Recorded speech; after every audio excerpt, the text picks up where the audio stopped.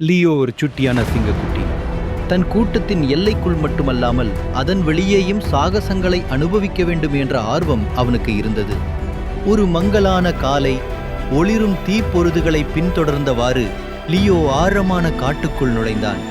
அவன் ஒரு குலுங்கும் பாலத்தை கடந்து மெத்த மெத்தையாக ஜல்லியான கற்களை கடந்தான். பின்னர் கொடிகளால் மூடப்பட்ட ஒரு இரகசிய குகையை கண்டுபிடித்தான். அந்த குகையின் உள்ளே நுழைந்தவுடன் அவன் பண்டைய கால விலங்குகளின் ஓவியங்களை சுவரில் பார்த்தான். அதே நேரத்தில் ஒரு பெரிய உருமல் கேட்டது. சிலேடைகும் பேடைகள் அந்த குகையிலிருந்து பறந்தன. லியோ கூச்சலிடாமல் தலையை குனிந்து ஓடினான். தலையசைத்தபடியே அவன் தனது கூட்டத்திடம் அந்த குகையின் கதையை பகிர்ந்தான். மூத்த சிங்கங்கள் சிரித்துக்கொண்டே கூறினார்கள், "நீ கண்டதுதான் புராண குகை." அந்த நாளிலிருந்து லியோவுக்கு ஒரு புதிய பெயர் ஏற்பட்டது. கூட்டத்தின் கதையோனாக அவன் மாறினான்.